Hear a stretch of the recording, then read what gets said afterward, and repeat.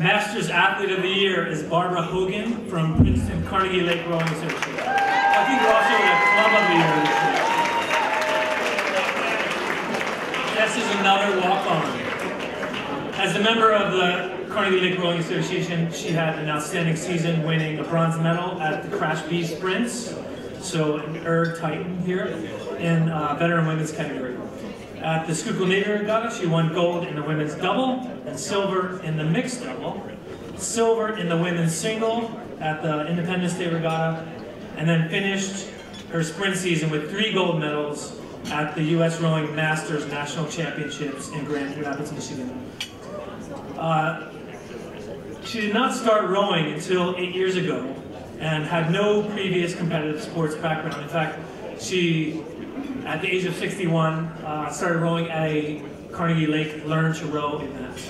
One of the ones that are run every June 6th-ish nationwide by U.S. Rowing. Since taking up rowing, she has compiled an impressive list of events. Congratulations to my neighbor, Barbara Hogan.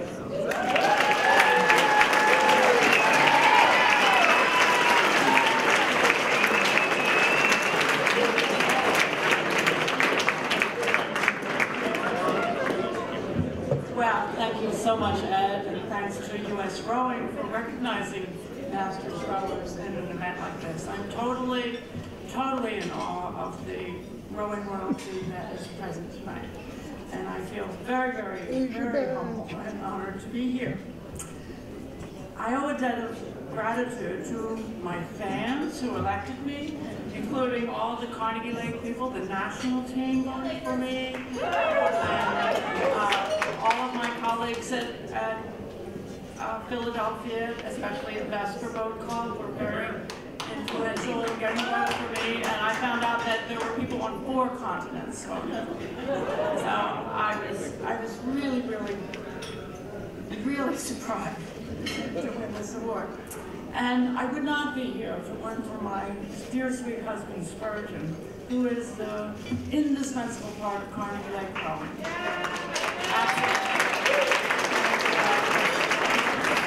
You know, he carries the oars, rigs the boats, does learn to row. He's just indispensable, and he signs me up for all these races. That's why I have to follow through. He just signs me up and says, "You're doing Crash B, you're doing this, you're doing that. You're doing 3 races at the head of the at the head of the Schuylkill." And so, if it weren't for him, I wouldn't even be doing this. But here's the way it happened for me.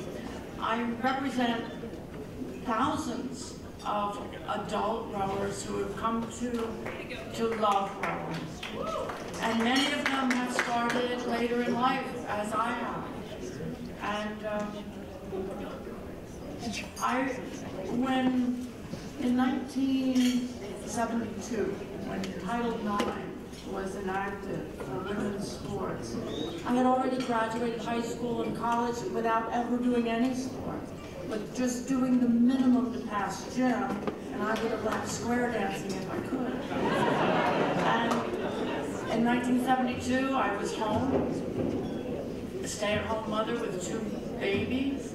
I was over 200 pounds, and I was thinking about taking up quilting. So, fast forward 34 years, I'm 61 years old.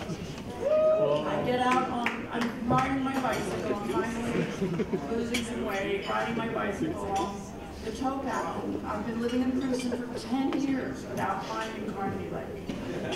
So anyway, I'm riding and I see adults out there, and I want to know, what is that? I mean, could I do that? So when I found out about Carnegie Lake Rowing Association, I thought, well, the first question was, do they take geriatrics? They said they did. I said, well, how hard could it be? You do it sitting down. So I signed up for Learn to Row. And I was in for a lot of surprises because I'd never seen a race, I'd never really seen a boat, you know. And so I go there, and the first thing I find out is the boats aren't, the eights aren't all tied up to the dock like gondolas on the Grand Canal. You have to take them in and out. And then what about the new shoes that I bought? You know, you won't be wearing those. But anyway, there were a lot of surprises. And this was 2006 when I started. And in 2007, as a novice, well, during Learn to Row orientation, someone said, we have a group in our club that competes. And that just resonated with me, and I said, competes? I could compete. You know, so I just focused on that. That's what I want to do. If they'll let me, you know. So, time went on, 2007, my first race. Catch the crew. And first race I've ever been in, first sprint race I've ever seen. And we win, thanks to the handicap system, which is no doubt I love the agent vote on. But anyway, we win, and I said, wow, this is going to be easy. And that was another surprise, because I found out how competitive masters rowing can be, because I didn't see another medal for about a year and a half. So, let me say this. Rowing has become such an important part of my life. I'm out there, as many of the national team may have seen me, I'm out there about 6 mornings a week, rowing. I've expanded from 8 to quads and fours, and the last 3 years I've done the single ahead of the Charles. This year I finished third in my group, and maybe that was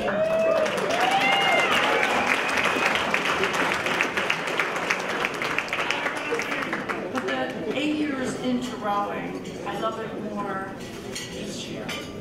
And because of the friends that I've made, and especially veteran women, I am one of many who started later. I can think of 4 women who won the head of the trials, and each one with a fabulous story, like Barbara Johnson, who is Christopher Reed's mother. She's a member of our club. And in 1999, she won the head of the trials. When I brought this up, she said, "Oh, well, that was nothing. The woman who was supposed to win it forgot to register because she qualified and didn't realize that."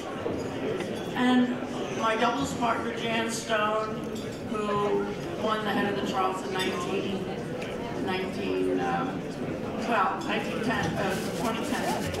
setting a course record.